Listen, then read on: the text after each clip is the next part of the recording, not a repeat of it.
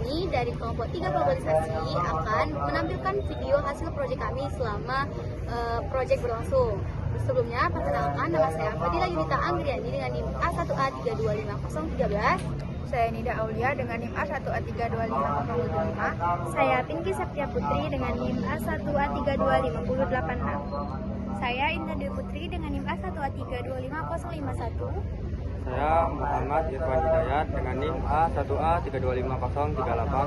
Dengan saya Amelia Ramadanti dengan NIM A1A3251005. Baiklah, selamat menyaksikan.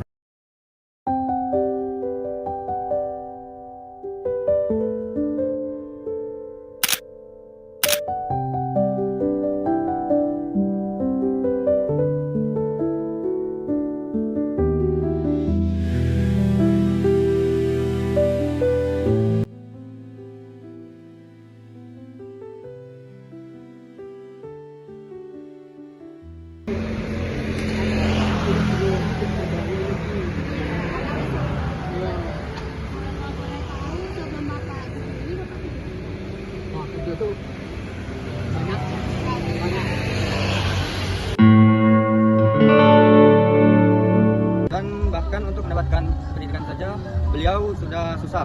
Beliau tidak sempat menyelesaikan sekolahnya, yaitu beliau hanya sampai di kelas 5 SD. Alasan beliau tidak menyelesaikannya adalah sederhana tapi berat. Jarak sekolah dari rumah beliau itu sangat jauh dan perekonomian beliau itu sudah susah dan tidak mencukupi kebutuhan sekolahnya. Sejak muda, Pak Zaini sudah terbiasa bekerja begitu keras. Beliau pernah bekerja serabutan, melakukan apa saja demi menyambung kehidupannya. Lalu, dan sekarang di usia yang sudah tidak muda lagi, beliau tetap bekerja sebagai seorang pemulung sehari. Sebagai pemulung per hari, bapak tersebut hanya menghasilkan 20.000 dalam sehari. Mungkin bagi sebagian orang pekerjaan ini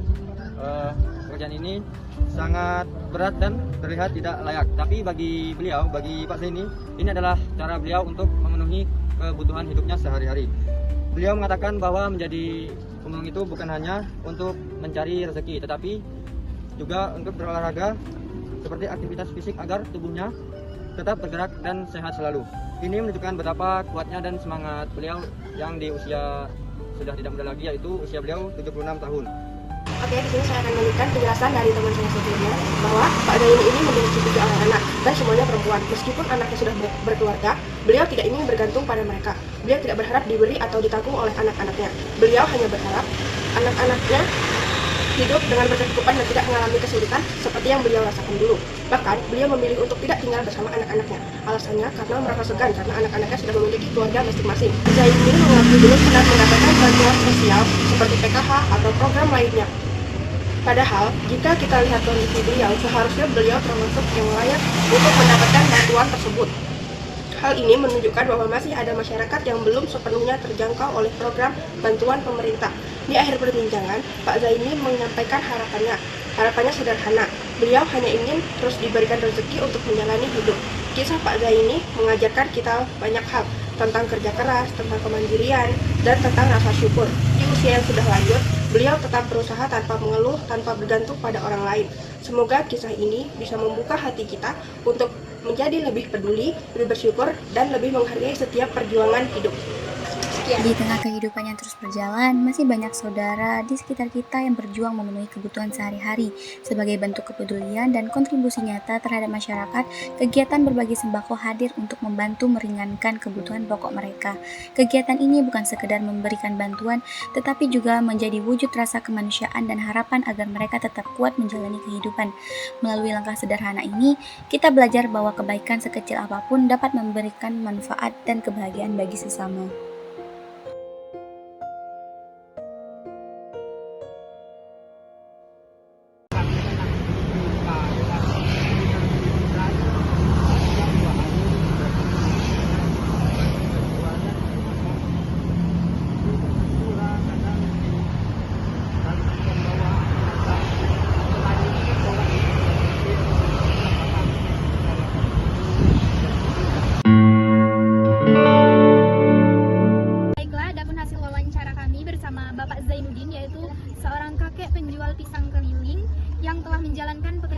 selama kurang lebih yaitu 12 tahun. Nah, beliau lahir pada tahun 1950 dan hanya menempuh pendidikan hingga tingkat sekolah dasar. Saat ini Bapak Zainuddin masih memiliki tanggungan yaitu istrinya. Beliau memiliki 6 orang anak, di mana 4 orang anaknya sudah berumah tangga dan ikut kepada suaminya. Dan yang 2 lagi yaitu masih tinggal bersama beliau, tetapi tidak lagi menjadi tanggungan karena 2 orang anak tersebut sudah menikah.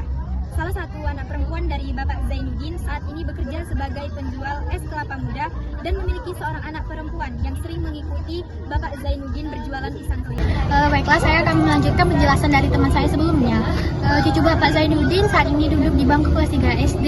Namun saat ini beliau belum lancar untuk membaca. Tapi kalau untuk hitungan, dia sudah lumayan bisa. Hal itu disebabkan oleh ibunya yang seorang penjual es kelapa yang setiap hari berjualan, sehingga tidak memiliki waktu untuk membantu anaknya belajar di rumah. Sebagai bentuk pedulian kami kepada anaknya, cucu Bapak Zainuddin, kami membantu mengajarkan anaknya membaca, mengedukasi, dan memberikan sedikit bingkisan. Selanjutnya itu Bapak Zainuddin menjalankan usaha. Bapak Zainuddin adalah seorang penjual pisang keliling yang mendapatkan uang sekitar 60 sampai 50 ribu per 2 hari. Hal ini disebabkan oleh sulitnya untuk mendapatkan pisang, yang karena jarak untuk mendapatkan pisangnya itu cukup jauh karena harus langsung datang ke tempat penjual pisangnya dan juga harus menunggu pisangnya sedikit matang baru bisa dijual. Terus saat ini istri Bapak Zainuddin itu berada di Rumah Sakit Raden Matahir. Beliau baru saja selesai menjalankan operasi.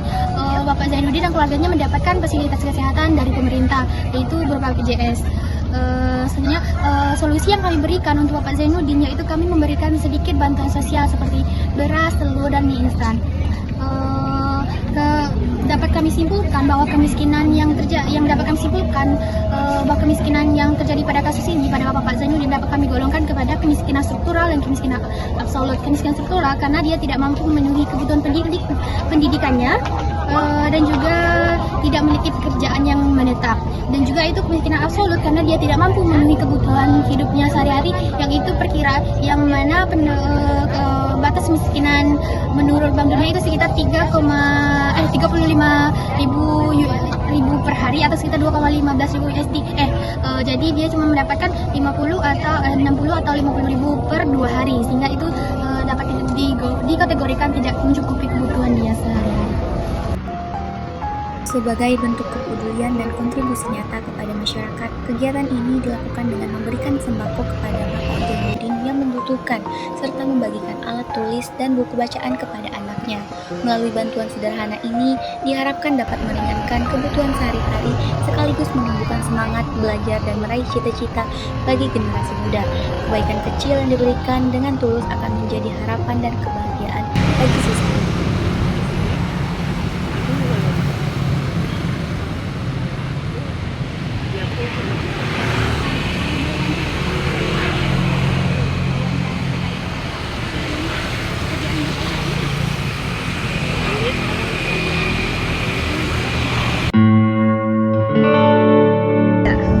Bapak Ajo Bujang lahir di Sumatera Barat pada tahun 1947. Pada saat ini, beliau berumur 79 tahun. Pendidikan terakhir beliau adalah sekolah rakyat atau setara dengan SD. Rendahnya tingkat pendidikan menjadi sumber atau faktor utama dalam pemilihan pekerjaan yang tidak bisa beliau tentukan. Sebelum menjadi pengumpul barang bekas, beliau pernah bekerja sebagai kuli bangunan setelah merantau dari Riau ke Jambi.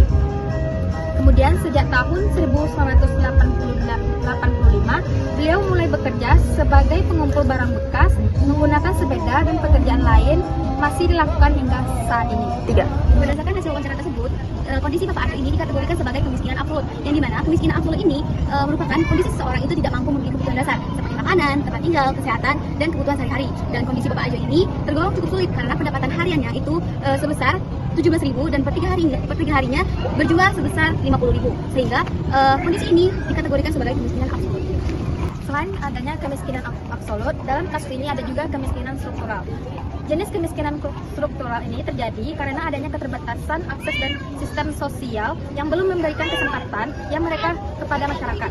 Walaupun beliau memiliki kartu BPJS, tetapi pelayanan atau pendapatan sosial dari pemerintah itu tidak ada. pendapatan kondisi sosial ekonomi keluarga beliau cukup sulit. Di saat ini beliau tinggal bersama anaknya dan bekerja sebagai sabotase. Dalam aspek psikologis dan sosial, meskipun beliau sudah usia lanjut, beliau tetap memilih bekerja setiap hari. Karena jika berdiam diri saja di rumah, itu akan membuat tubuhnya merasa sakit. Dan karena itu, beliau memilih tetap bekerja setiap hari. Karena itu akan membuat beliau lebih aktif dan sehat.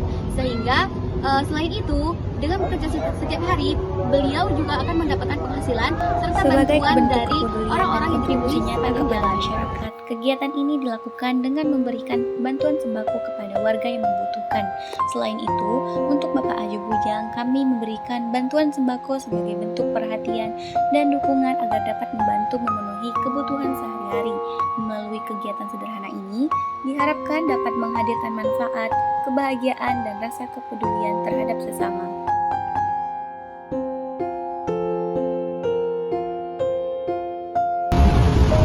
Mari Pak.